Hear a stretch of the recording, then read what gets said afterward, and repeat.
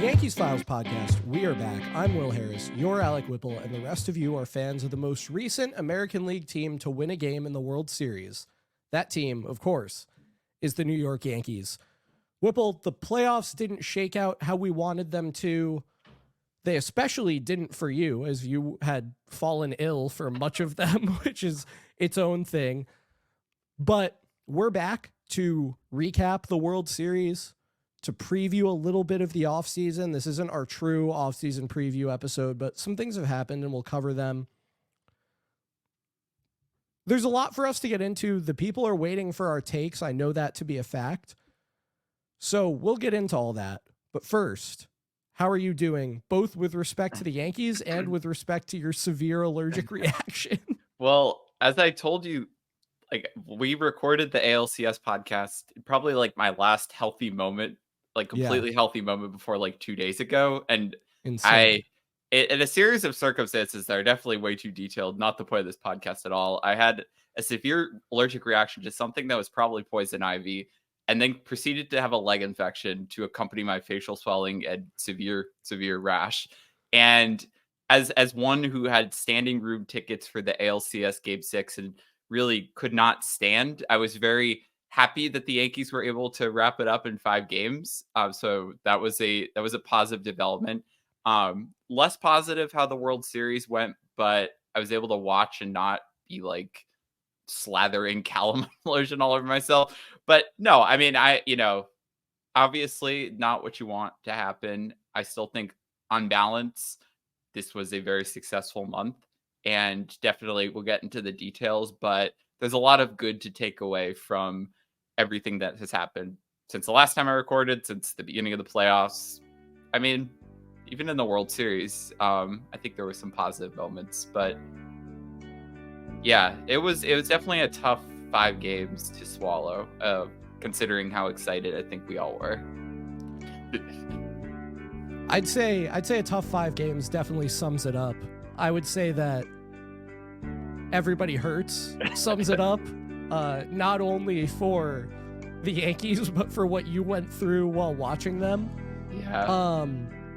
Yeah, it sucked. I made a short video a day or two after the World Series wrapped up in which I went through some thoughts, and we'll get into some of those, but losing the World Series sucks every time.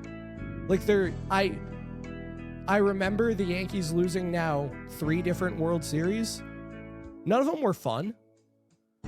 It wasn't fun when they lost in 01. It wasn't fun when they lost in 03. It wasn't fun this time. But there's been a lot of rewriting of narratives, I think, based on a few games. And that's not how this works. So I do want to fight back at some of that, but I think the moral of the story is everybody hurts.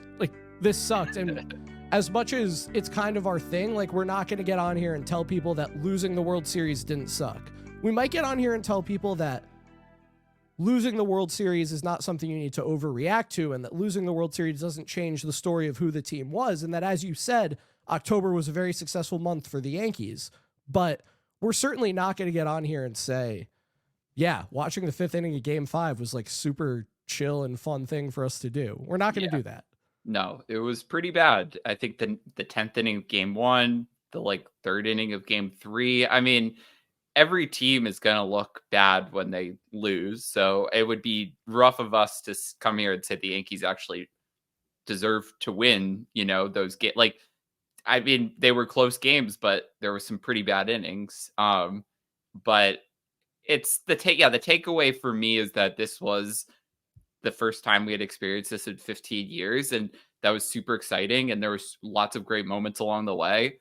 And even in the game, in the World Series, it was a decently close 5-game series, I think. I don't know. We'll definitely the Yankees talk more about led in the 8th inning or later of 3 of the games. Yeah. So those go the other way. Suddenly it's 3-2. This is right. And even the games they lost, without leading, the final margin. I mean, the game you went to, Game 3, the closest blowout, or somebody said the closest 4-2 blowout I've ever seen. Like the fact that that game was 4-2, I mean, it just, it seemed so much more in the Dodgers' like it was favor. 10-0. Right. And the Alex Verdugo home run in the 9th inning, well, very ironic, showed that like it just wasn't that much of a blowout. I mean, the Yankees bullpen did some work. It was, I think when you're in the World Series, you just feel everything a bit more. Yeah, I mean, 4 of the 5 games were a swing away for the Yankees. Right. The only team that won any game by a ton was the Yankees. Yeah. And I think it's just, it's hard when, like, in the 2022 ALCS, although I will say this series was a lot more competitive than the 2022 ALCS, but it's the same principle of, like, if you're on the wrong side of a bunch of close games, it probably feels a little bit worse, but all the games, or most of the games, were still decently close. And that's the thing. People want to change what their understanding of the 2024 Yankees was based on the results of the World Series. And that's silly, not only because of the fact that, so many of the games were on a knife's edge and one swing in either direction is what ultimately produced the results that were produced. But it's also silly because 5 games doesn't tell you anything about a team. It tells you absolutely nothing. Mm-hmm.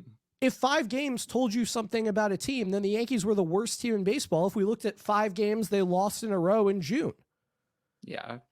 And it's not a serious way to evaluate a team. And it doesn't make sense, and it ignores so much of what they accomplished. I would also say Ryan Garcia had some great commentary on this. By the way, the Dodgers had a 5-game losing streak in May. So, like, we could say the same thing about them. Maybe at one point they were the worst. Like, it's ridiculous. Anyway, Ryan Garcia had a great series of tweets about this in which he fought back against the narrative that what happened in the 2024 World Series is a great team exposed all the Yankees' flaws. And he's right that that's not what happened.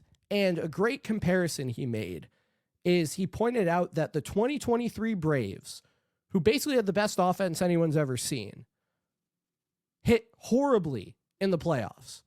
Like, they could not hit a lick.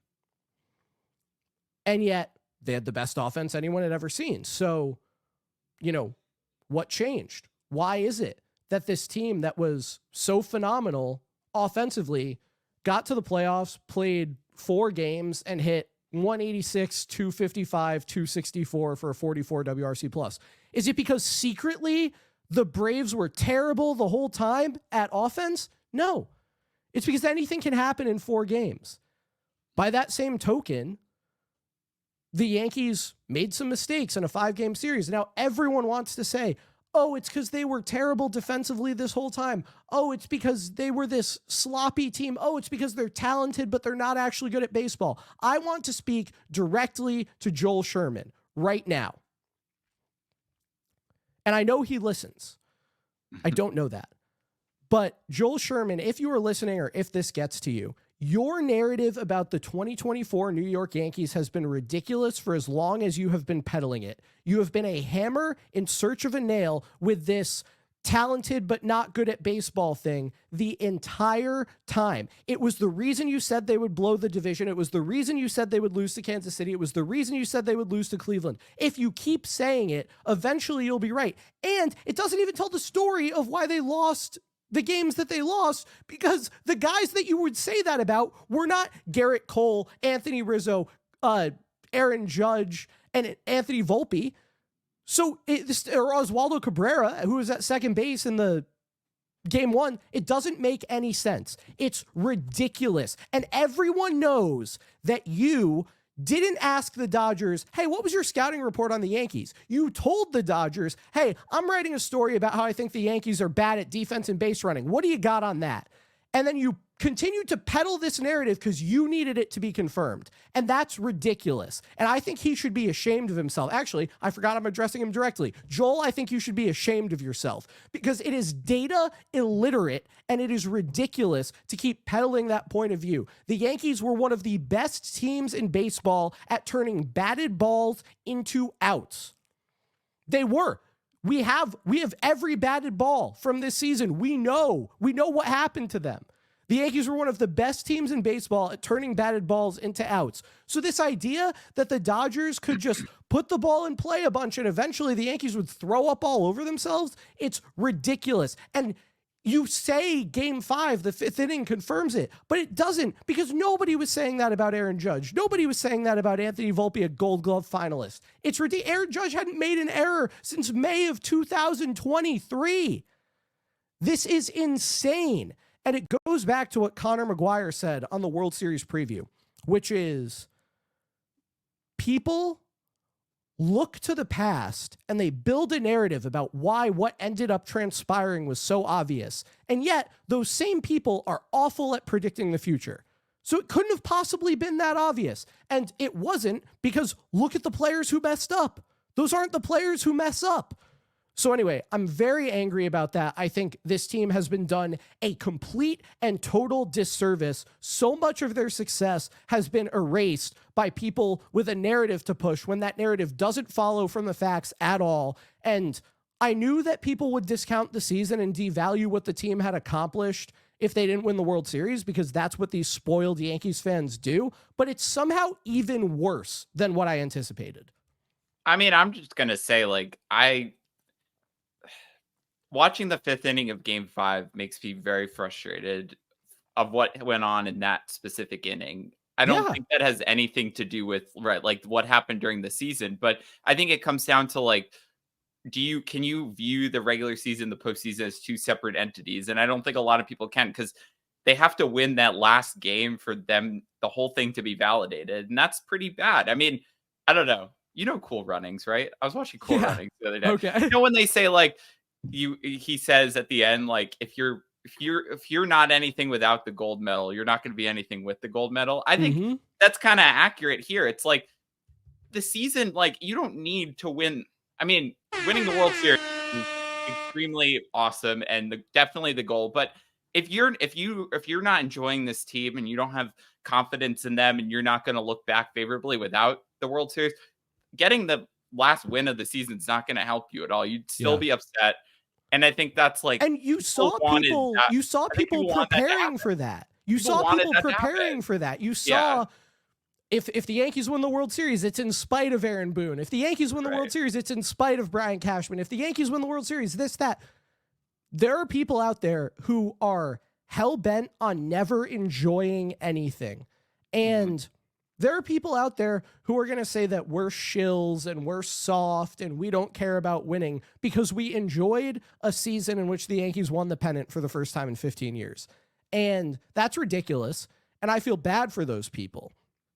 And there was something I was talking to my dad, maybe it was after Game 2, maybe it was after Game 3. And I pointed out to him that for much of baseball history, you didn't have to win any playoff games to get to the World Series. For a significant additional part of baseball history, you only had to win 3 playoff games to get to the World Series. Then you had to win 7. And now most teams have to win 9 playoff games just to play in the World Series. Most teams have to win more than double the greatest number of playoff games that Yogi Berra ever won in a single season just to get to the World Series. The test has changed. So why are we still saying that to get an A, you have to get to the same place? The curve is different. Yeah. And I understand that like the trophy's still the trophy and the World Series is still the World Series. But the Yankees in this postseason won twice as many playoff games as Mickey Mantle ever won in a single year. and they were still 3 wins away from winning the World Series. How can we possibly apply the same standard? Even if we look at 1977, that team won 7 playoff games. This team won 8. How can we possibly apply the same standard of World Series or bust or whatever you want to call it when it is significantly more difficult now than it was before? It's not consistent. It doesn't make any sense that we would say, yeah, the test is way different, but you still only pass if this is what you get. I hate it. I feel like the 90s Yankees ruined the standard by Totally. immediately upon introduction of a divisional round, proceeding to lay waste to it year after year. And they're the only team that has ever done it to that extent. So, like, okay, yeah, we can compare everyone to the 90s Yankees, but if you're comparing it to a 1-of-1, it's like an Aaron Judge. It's like, I'm not going to compare every outfield to Aaron Judge. He's a unicorn. The 90s Yankees, unicorns. Like, that the standard is more like the modern winning successful team is more similar to a Dodgers or an Astros. It's the Dodgers. Yeah. It's the Dodgers. Or, if the Yankees had won a World Series or 2, like it's the team that makes it every year and probably wins like a World Series or 2 every like 10, 11, 12 years. Like it is the Dodgers. And that's really good. That's probably the peak of what you can get to. If the team reaches what the 90s Yankees had done, like that should not be the new standard. I think that's part of the problem. And we are within the team. So it's like, it's not just like, oh, I'm a Braves fan, look at the 90s Yankees. It's like, okay, like this is the team that I watched. I think it makes it tougher, but it's just also no like reason what happened to the 90s Yankees next? Because there's this argument that people implicitly make when they talk about the 90s Yankees. Some people make it explicitly that they just knew something about how to win. There was something they knew about what it took to get to the playoffs and win. Whether it was the 114 win team from 1998 or the 87 win team from 2000, they just knew how to win. Well, they didn't know how to win in 2001. They didn't know how to win in 2002. They didn't know how to win. They certainly didn't know how to win in 2002. They didn't know how to win in 2003 when I famously got a call from my grandma saying they lost to the Fish. They especially didn't know how to win in 2004. They completely lost it from 05 to 08. So like what happened? It's almost like we saw regression to the mean in real time, and you don't just win every playoff game you play for 10 years. Mm-hmm. And yet people talk about the 90s Yankees as if they're completely divorced from what happened in 01, 02, 03, 04, as if Jeter and Bernie and Posada and Clemens and El Duque and Tino and a whole host of other guys weren't on some of those teams, a group of those guys, combining to be on all those teams. So what gives? It's just, it's ridiculous. And you're right that they completely spoiled and ruined the ability of Yankees fans to understand what playoff expectations should look like and what good results truly are under this playoff format or paradigm. Yeah. I mean, I think like people act like now, like I would have expected them to act in like 2016 when you miss the playoffs 3 times in 4 years and make a wild card game. That's legitimately like, that's not good. That's not a good stretch of baseball. But if you, and then, the last 5 years we've seen 3 ALCSs, a World Series appearance, another playoff appearance. I mean, objectively, that's pretty good for a 5-year stretch, but yet those two are kind of comparable. And that's the problem. You could be upset with them, but like, you have to be upset while acknowledging it's not the same as, X and Y are not the same. Yeah, it's very silly. And people are going to misconstrue this as us saying that winning the World Series isn't important or some nonsense that we aren't saying. It's just important to have perspective around what a successful season is. It's important to have perspective around what a good team over a long period of time is. Yes, every game is a discrete outcome. Every season is a discrete outcome. But even the best teams are not winning the World Series every year. Nobody's done it back-to-back since the Yankees. Mm-hmm. That's how hard it is. It's a long time. I mean, we've cited that stat every year, but you're the on Dodgers 24 were years great now. for so long without winning a World Series in a full season until this year. Or the Braves. I mean, the Braves were top of the league every year, and then the year that they won just happened to be the 88 win Ronald Acuna-less team. Yeah. So you're saying that is their best year beyond every other year? I mean, in some ways, sure, but like in a lot of very objective ways, probably not. And look at who those Braves teams have lost to in the playoffs, and who these recent Dodgers teams have lost to in the playoffs, and who the Astros just lost to in the playoffs, and how it looked. But that's why, like, I mean, baseball's hard. Right. Like your personal rankings of your favorite Yankees teams doesn't have to just be in descending order their playoff success. Like, I mean, I'm always going to remember 2022 fondly. I'm going to remember, 2018 fondly. Like, but in 2018, they didn't, like, which one is better or worse? Like, I wouldn't say 2022 is better than 2018 because 1 year is ALCS, 1 year is ALDS. Like, just so much more that goes into that. And if you're a baseball fan that just does that, I encourage you to think beyond that. It's just like, have some joy in your life. Yeah. I'm not joking. Like, there are people who truly make themselves miserable about the results of their sports teams. And I used to do this. Like, I was this way.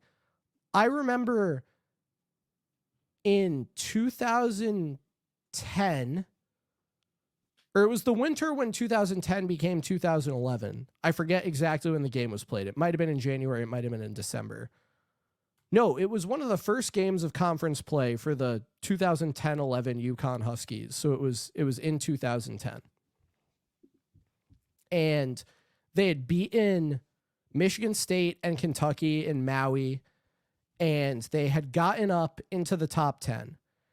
And they went to the Peterson Event Center in Pittsburgh, Pennsylvania, and they got smacked by Pitt, who was a very good team that year, who would, I think, go on to have a 1 seed in the NCAA tournament, who I think won the Big East regular season, featured such guys as Ashton Gibbs and Brad Wanamaker and Talib Zana and Nasir Robinson and Gary McGee and Dante Taylor. And I can't believe I'm going into my bag of bench players on the 2010-11 Pitt Panthers. But anyway, I remember saying to someone, though I can't remember who the someone is or was. I guess is. The person is still alive, I assume. I remember saying to someone like, UConn's going to play a game tonight, and it is going to determine if I'm happy or not for like a week. And that's not a healthy way to live. And I'm not telling people that they shouldn't be invested, that they shouldn't be fans. We're obviously huge fans, but just as it's important to keep perspective in anything, it's important to keep perspective in sports. And even if you want to say that a World Series is the only true marker of success, if you're going to be miserable every single day until your team is the reigning World Series champion, you're going to be miserable way more than you're going to be happy. And that is, that was even true if you were a Yankees fan from 1990 to 2000. You were still miserable more often than you weren't. Yeah. And go ahead. Well, I was going to say, what actually makes me miserable is not really the outcome of games. It's like the player free agency decisions. Cause like, I don't know, like, I feel like I will get more stressed over Soto or Judge or Cole. I mean, like any player that I really want, like that's what actually makes me like upset when those players leave, because you don't get to see them every day and watch them and talk about them and like everything about, like, I mean, the last time I was truly miserable about baseball was when they traded Gary Sanchez. Right. Like that's so much more determinative, because it's like the Yankees could win every game, but like if you really want, like if you're invested in a player, like you want to watch a player who's out there, I mean, yeah, if they win every game, but every guy on the 26-man roster is Alex Verdugo, what was it for? Right. Oh God, that would be sad. Just 26 guys running around barking. I would ask permission to switch teams. Yeah, I think we would have to rebrand as something else files. But I think that's kind of going to the point. It's like it's the point. I tweeted a thread after the World Series ended in which I said, a lot of what we've been saying now. I said, I'm proud of the team. I mentioned some individual guys that I'm proud of, and I want to quote directly from some of this. I wrote, at times like these, it's easy to be spoiled, petulant, and angry. It's worth reflecting on just how lucky we are to have experienced this. I know that sounds silly right now, but I truly mean it. And it's not just about the team on the field, the memories we'll have of them, and what they achieved. It's about the community. It's about the people that you text during games as you both hang on every pitch. It's about the stranger you high-fived in 203 after a pivotal play.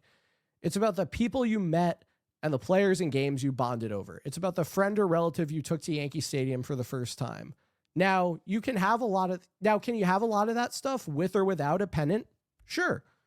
We're lucky to have something that we love and care about this much and that we get to enjoy for so much of each year. And sure, it sucks right now, and sure, I'll tweet something like, if I ever gave the impression that I liked baseball, that was a mistake. And sure, winning the World Series would have been better. But baseball is a gift. A great team is a gift too. And we got to watch one this year. And I'm done quoting now. I really feel that way. Quoting now? Yeah, I did. I wrote, I'm done quoting now. But I really feel that way. And people like took it as disingenuous. Someone was like, no, you're just doing this to be a contrarian. Like, no, it sucks to lose the World Series. I don't know how many times I have to say that before people believe that, like, I really acknowledge that it sucks to lose the World Series. But I can't do nothing matters. Nothing else matters. Like, I can't do it. It's ridiculous. It's no way to live. That's well said. I feel like I rubbed off on you. How do you figure? I mean, that feels like something I would write. It does. It feels like something your dad would write. Yeah. But sure. But no, I mean, it's very well said. And I think like that, I mean, that's the point of it all. It's like, otherwise people would just go save all their money to go to like the clinching game of the World Series. And like, I've said that to people before. Like, I remember, I think it was 2022. I had an exchange with someone in which I said, like, okay, why do you watch then? Mm-hmm. Like, if this is how you view success and failure, why watch any of the games? Why pay attention to the regular season? Why watch in the offseason? Why go to spring training? Why do it? And there's not a coherent answer to it, actually. Because if nothing makes sense except winning the last game, you only need to watch the potential last game. Right. And you shouldn't get that upset about the games in the middle because they don't matter. You should only get upset about the game that eliminates you from postseason contention. Exactly. Well, and that's the other thing is, why would it have mattered if the Yankees lost in 4 or lost in 7? If you're one of these people, what's the difference between getting swept and losing on a walk-off in the 9th inning of Game 7? If all that matters is winning the World Series, you didn't do it. Yeah. What's the difference between that and being the 1990 Yankees? Right. Ostensibly, there is not one. Yeah, and if your reason is like, I don't want to see him get embarrassed, like, there's no good way. Again, there's no good way to lose. Yeah. Like, if you lose, 5-0 and you get 2 hits, like, that's not less embarrassing than making the 3 errors. I don't know.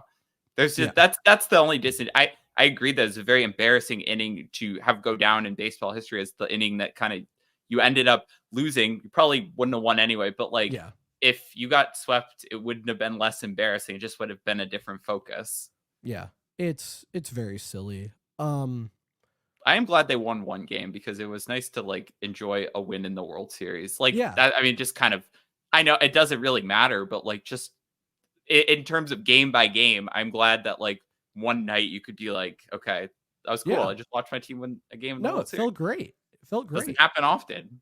It doesn't. No. And that's so yesterday, which is probably 2 days ago for most of our listeners, I'm talking about Sunday. I was talking to Yankees Files listener Matt Arciero at the Raven on the Upper East Side, where I also met Harrison Bader. And he was saying, I heard you got to go to the World Series. And I said, yeah, they lost 4-2 and Freeman hit a home run in the first inning. So it never really felt like they had much hope, but like that was a bucket list item for me. What a cool thing that I got to do. I don't know if I'm ever going to get to do that again. And what a great thing that I got to experience. And I'm so grateful that I was able to. And I think we just need more of that, man. Like, Yeah.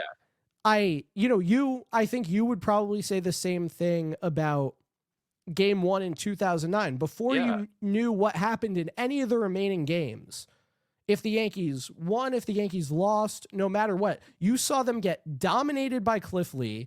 You saw Chase Utley positively own CC Sabathia, but you were at Yankee Stadium watching your favorite team play in the World Series. And there are people who would say, well, there's nothing to that. Yeah. No, I mean, I'll always remember that game fondly. It's like, I mean, maybe I was just a little too early in my baseball fandom to fully put it together, but like, I don't think I fully, like, it took me like a day to like fully lock back in after that because I was so like starstruck. Like, it didn't really feel like the rest of the World Series match. Like, I was upset they lost. I mean, that was not a fun game to watch, but I remember like, I mean, I didn't really like pay attention as much to game 2 because I was like with my family. I'm like, I just went to the World Series. And then game 3, like I locked back in and the rest of the series. But like, it's just, it kind of transcends like the normal, heartbeat of the sports world. Like, you feel like it's just something out of time and it doesn't really matter who wins or loses. And hopefully I'd like to go one day and see them win a World Series game. But like, to be at that one, I don't really feel like there's any match for it. And I've been to a lot of great Yankees victories. That's always different. For a moment, you and I had attended the only World Series games the Yankees had ever lost at this Yankee Stadium. I had one of my college friends texted me that he dropped an insane amount of money to go last minute to game 5. And I was like going to say like, well, like when they were up, I'm like, it's funny. Like I guess I'll have to hold the title or like of the, so, and that one, I can probably safely say it's either of the games we went to is probably better than ending up at that game. For sure. 100%. Yeah. Yeah. What I just keep coming back to losing the World Series sucks. Like, and so, I mean, we can talk about the games however much we want to talk about the games. The assessment that I will give is, I said at the beginning of the series that I expected it to be a coin flip. And as I said, 3 games effectively rested on a knife's edge. So that to me meets the definition of coin flip.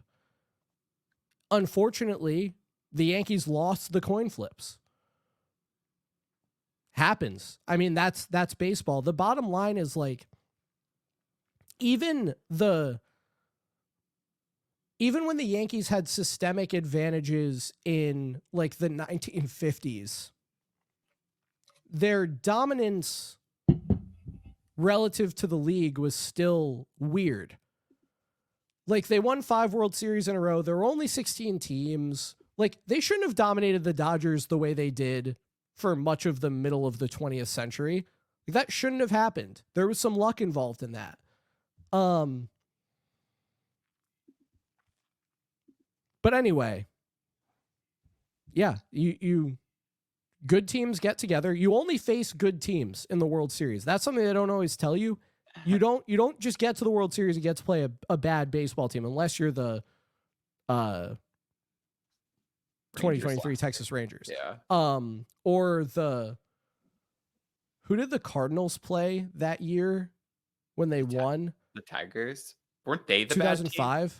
They were the bad team. Yeah, the Cardinals were the bad team. The Tigers got to play the bad team. Yeah. Which is funny. But anyway, most of the time, you only face good teams in the World Series. And when good teams get together, and the Yankees were a good team, the result is effectively a coin flip. And the Yankees lost. I mean, it really came down to Freddie Freeman turning into Babe Ruth. And a few decisions, knife's edge things, like you said. Like, I don't feel like, I don't know. It just felt different in 2022, where it was like very clear that Yankees were not going to be able to hang with the Astros like through the coin flips. And then game 3 turned. This one, it just felt like any game, like, except maybe the game you went to, but even that game was still 4-2. Like, it just. Yeah, no, that was I think that was the most lopsided loss by the Yankees. Yeah, and it was still 4-2. Yeah. Like, yeah. What? I still don't get how that game was 4-2. It doesn't make any sense. It really doesn't. Shoot, something you said reminded me of something that I wanted to say, which I've now. Freddie Freeman. Yeah. Look, I'm not a conspiracy theorist. I'm not. But that guy could not have been as hurt as they were acting like he was. Oh, yeah, 100%. Freddie Freeman, look, if you are as physically limited as they wanted us to believe that he was, put the home runs aside. He is a big, strong guy, and you don't have to run fast after you hit the home runs. Put those aside. The way he was running the bases was not the way an injured person runs the bases. It just wasn't. And it's not important how hurt he was. He had an incredible World Series performance. It would still be an incredible World Series performance if he were completely healthy. We don't need to add to the lore. There is no way that man was as hurt as they are insisting he was. Well, also, it was pretty clear, speaking of one of the other Dodgers players, like Ohtani should not have been playing. I mean, he was missing. You want to talk about somebody who was more hurt than they were saying he was. Like, there were some pitches where healthy Ohtani hits it like into the bleachers and it's like a fly out. And every time he swung the grimace, like that's the signs. Yeah. I mean, yeah, like I think it's very clear he was a lot more hurt and he was playing. But like, yeah, Freddie Freeman did not seem like the definition of a hurt player. No. So, and I mean, another thing that goes to like the knife's edge stuff. I mean, Dave Roberts kind of almost blew the whole series wide open with his managing. Like, I do not think he particularly managed the end of that series well. No, and his bullpen really came through for him because that was a lot of pressure to put on the players. He managed Game 4 terribly. And, okay, what do you think about this? Because my thing is not that he shouldn't have used like the length guys. It's that if you have the bases loaded in the third inning and you're leading, like bring in a good guy right there, right? Isn't that what he should have done? And then go back to like Landon Knack or something. Yeah, absolutely. That's the only. I think people are like, well, he should have just emptied out the pen. I think all it would have taken is just shut down the fire. Yeah. No, he truly did. And then, like, credit to Blake Trinan for the performance that he put together. But like, it was Blake Trinan or you're screwed. Right. And you should not be in that situation. Yeah. So he did almost. Could Buehler have pitched 2 innings? That's what I feel like he couldn't have. I don't know that he could have. Because I really thought Buehler was coming out of the pen in the 8th, and when that didn't happen, so did I. Yeah, or coming in at any point. I mean, and now that we know Daniel Hudson was also really hurt, like it seems like I don't even know. Like, that's stuff you're never going to answer, but yeah, I mean, like we were legitimately like a play away from, I don't know, like Enrique Hernandez on the mound, right, in like a tie game. Yeah. Anyway, and that is Look, it is what it is. But then that's the story, or at least a bigger story. Now nobody remembers. That's how close these things come, I think. No, you're exactly right. So we got some news today. It's qualifying offer option free agent day. I want to talk about the Garrett Cole situation with you because it's really weird. It was quite weird. So what I expected was that Garrett Cole would be too scared to opt out because he was worried the Yankees would call his bluff, and the Yankees would be too scared to call his bluff if he opted out, and they would therefore end up in a stalemate where the opt-out is actually not good for either side because Cole could not go get 180 on the open market, and the Yankees wouldn't want to give it to him. So they just stalemate. They stick with the remaining 4 for 144 that's on the contract. Cole opts out. I'm like, whoa, that's interesting. Few days pass, and this evening we get the news that even though Cole opted out to try to turn the 4 for 144 into 5 for 180, the Yankees did not add the year to void the option. They just agreed with Garrett Cole that he would stick around for 4 years at $144 million, which was what was already on the contract. So I guess that what I expected kind of ended up happening, but it happened in the weirdest possible way.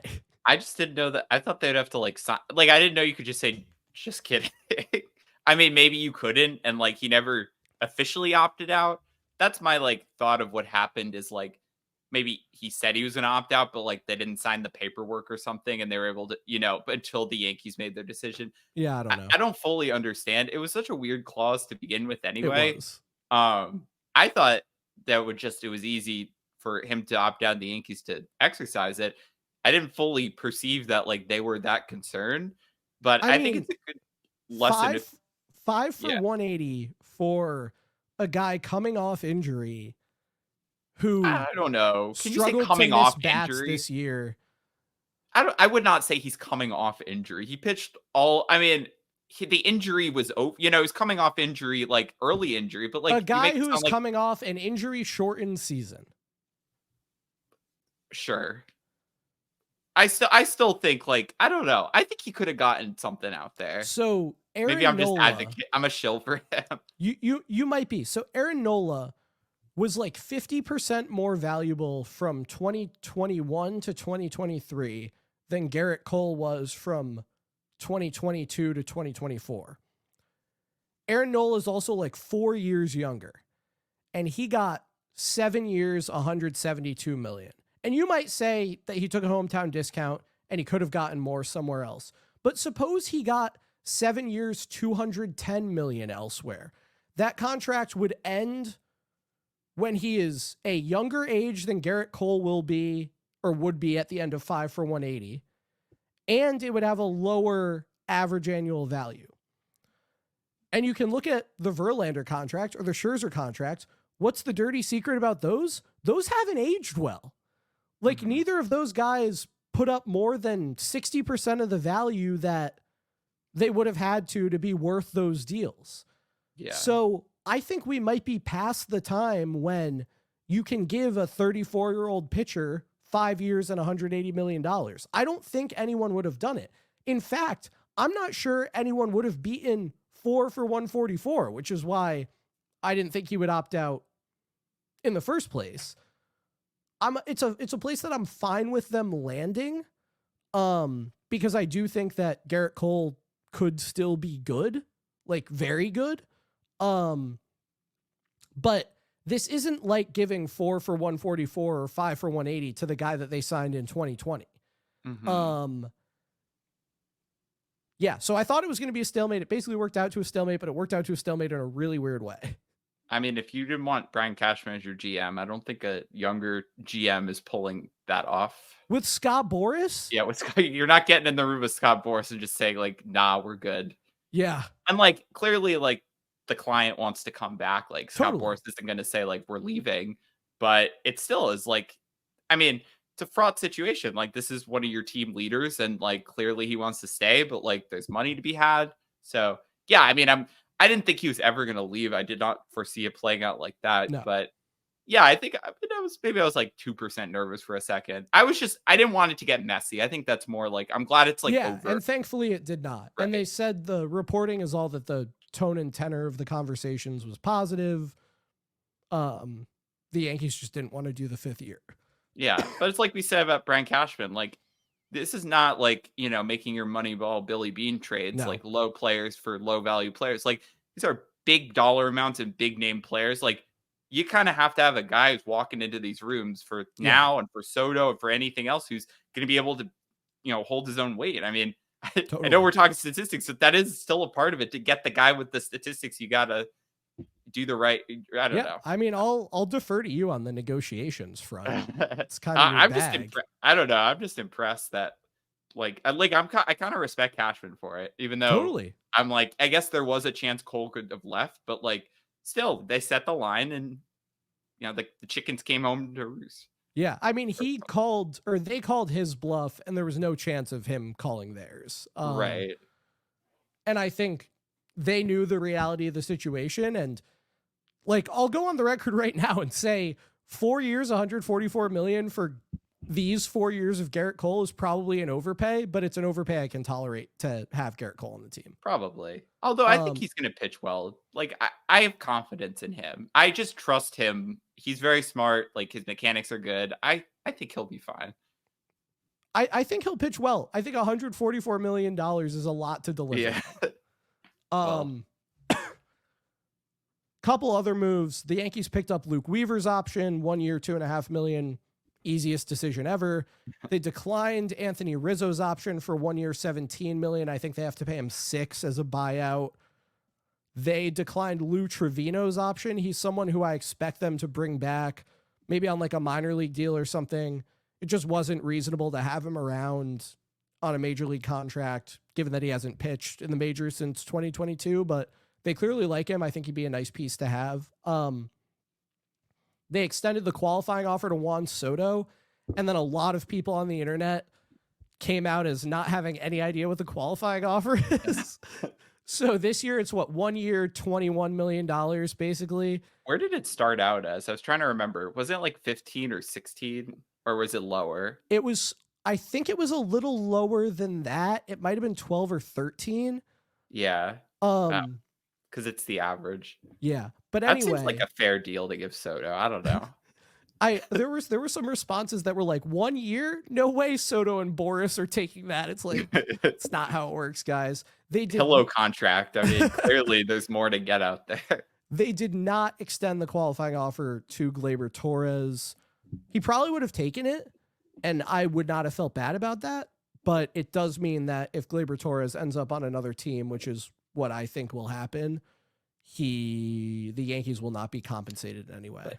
Do you think that was, I think it's good for him that they didn't give him the qualifying offer. Like, do you think that was like, thank you for your service? Like, we care more about flexibility, but also we don't want to hurt your market? Or do you think I think it would have helped Gleyber to get the qualifying offer because he's young enough that he could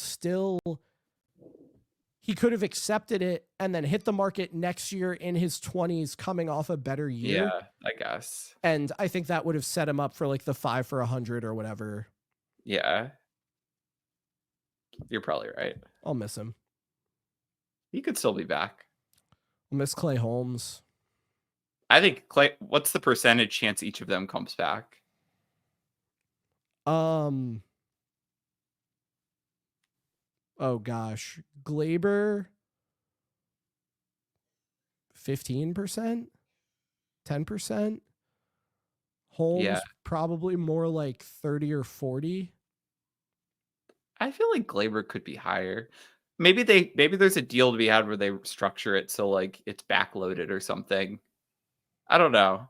He just wants to be there way too much for me to just think it's like over.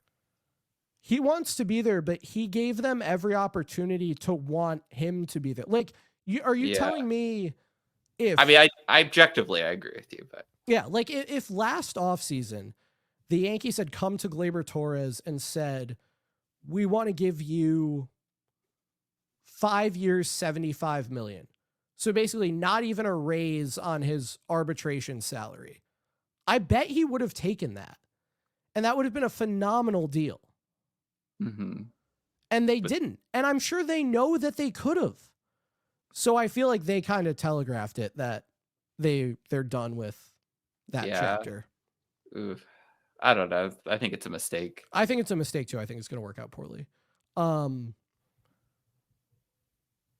We're going to have a real off-season preview, so I won't do too much of this. But just before we wrap up, my biggest concern about the off-season is timing. If the Juan Soto sweepstakes becomes this protracted situation and the Yankees don't ultimately win it, I worry about the guys who come off the board during it that they then cannot pivot and acquire. Yeah. Like, suppose Juan Soto signs on February 15th. Just a day I'm throwing out. But Teoscar Hernandez signs on January 15th. And Jock Peterson signs on New Year's Day. And whoever else signs on Christmas and, all the way back. And then suddenly it's the middle of February and you've been putting all your eggs in the Juan Soto basket and there aren't really many position players left to target. That's my concern. Do you have a big concern about the offseason? I think Soto will sign at the winter meetings. So Really? I just think that's like it's going to be the Soto show, and So you think it's going to be not dissimilar to the Judge situation? or Like by Ohtani Christmas, or Soto like has made his decision. yeah. I mean, Ohtani was winter meetings, right? It was around. Yeah, it was. It was like right after winter meetings. Yeah, Ohtani was around Christmas time. I just don't think like the what happened last year with the Boris guys or like Bryce Harper maybe chat. Like I just see it more like Judge or Cole or like the big name. Like people are gonna play ball. I mean, maybe it's not 700 million, but like the offers will be there. I think it'd be crazy for them to wait. Like I just think it's gonna move at the pace that like all these other ones have moved at. So I worry more about like what does the deal look like and like how what's the limit on payroll to like allow for other things? Like, is it really like a hard 300 or 290? Because that if it's like 290, I mean, what does the Soto deal actually look like? Is there deferred money? Like what's the CBT hit? Like, I just think there's when that number, like if there's not that much room left to work with, that's tough. So I worry about that stuff. I feel like the 2023-24 Dodgers offseason set a precedent that super high dollar deals from now on are just going to have deferrals. Yeah, but those aren't Boris deals. That's what I worry about that. That's true. So is that, like, is he going to push for that? I don't know. But Scott Boras understands net present value. Like, right. Like if the deal was there and you can add to the deal with deferred money, like why wouldn't you do that? Yeah. Or just like, why can't you get to the same place? Like, I don't think it's going to be like anything close to like Ohtani or Yamamoto, but I would expect there should be some there. Yeah, I agree. And it'll be interesting. And then make your call right now. What team does Juan Soto end up on? I mean, I'm not going to say any other team. Like anyone who says any other team is trying to talk themselves into that team. Agreed. That's how I feel. Any Mets talk is like, I want him to go to the Mets, so I'm going to devise how it's going to work. Yeah. I mean, if the money is close, I think he's going to go to the Yankees. I don't think the Mets are this like massive like billion-dollar contract spender. Like the narrative of that is a little bit overblown if you look at the financial resources they've actually committed. I think I'm willing to call his bluff that Steve Cohen is going to come in with an offer that's a lot lower. Why didn't they top the Dodgers for Yamamoto? Like if they're this big spender, right? Like I don't know. Like why didn't they give $500 million to Judge? I think it's a lot different than people realize. So I think it's going to be the Yankees and any other team. Maybe the Phillies are like the other one I'm kind of worried about, but I think people worry about the Mets specifically coming in with this like Godfather offer, and I don't think that will happen. So I'm going to say Yankees. I agree. But like, how could you not say? If I did say Yankees, I don't know. Like, no, I think he's going to end up on the Yankees. I just want to be happy. I really would actually be sad. Yeah, no, I would as well. Like I was more sad about Arson Judge than like the outcome of like a lot of important playoff games in the last 10 days. If the Arson Judge tweet had been correct, I don't know if we'd be doing this. Yeah, but I will pride myself on calling Ohtani going to the Dodgers last year when everyone thought he was going to the Blue Jays. So I think the Judge and Ohtani stuff shows that like just cut out what you're reading about the reporting. Like they're probably going to end up in the most likely place. Yeah. So I don't really feel like we're in a position to do confidence. Like we don't know who's on the team. Yeah. So I won't do that, but I will ask you for any parting shots that you have regarding the 2020-24. Whoa, 2020-24. That's not the year. Regarding the 2024 Yankees. Wait, you brought up 2009 and I'm pretty sure. Oh, I'm going to hold up this whole. No, wait, where's the picture? Well, okay, here's a picture. Chris Whipple and my dad. But there was one from game 1 of 2009. Hold on, there's one about me. And I'm just going to say while I'm talking, or while I'm looking at this, that it was a very fun season, and I'm super happy to have been able to see a lot of it in person. I'm blowing this right now. I had a picture of me at game 1 of 2009, and I just can't find it. Oh, wait, I know where it is. Say something about the Yankees. Yeah. So okay, wait, I found it. Okay. Oh, how about that? Yeah. That is an old picture. Sorry, everyone. I know the background's terrible, but that's the last time the Yankees were in the World Series. Yeah. And you know what? Like, life has changed a lot since then. I'm just going to appreciate the moment and enjoy the joy that this team has brought, because it was really fun watching Aaron Judge and Juan Soto play every day, and especially in the playoffs. I think that's pretty cool to be able to say, no matter what happens, like, I just think having this team this year with Soto was awesome. Yeah, I agree. Hopefully we get many more. He accepts the qualifying offer. One we more. Get one more. Oh, that would be really funny. All right. I think everything I have to say about the 2024 Yankees has been said. That's definitely not true. I'm sure I will say many more things, but for the purposes of this podcast, that's where I will leave it. Whipple, it was good to have you back. Glad that you're healthy again. We're going to need you at full strength throughout the offseason as we cover anything that goes on. To our listeners, as we wrap up season 4 of Yankees Files, this is the final episode of season 4. It's the 130th episode overall, I think, maybe 129. Thank you for being here. Thank you for being here throughout our journey, throughout whenever you joined us to now. We really appreciate it. I think something that is true about us that may not be true of everyone is we'd be happy to have and even publish these conversations, whether people were listening or not. But we're glad that there are those of you who do listen, who follow us on Twitter, keep up with the podcast, whatever it is. We hope that you will join us into season 5, which will kick off in the not too distant future. Whipple, I enjoyed it as always. This was the most successful season of Yankees Files by a whole host of metrics, including how far the Yankees made it in the playoffs. So great to see that. Hopefully we continue on that trajectory. People can keep up with everything we do at YankeesFiles.com. They can follow us on Twitter. We're at YankeesFiles. Podcast is available wherever you get your podcasts. Leave us a nice review. Give us 5 stars. Throw us a like, whatever it is on your preferred platform.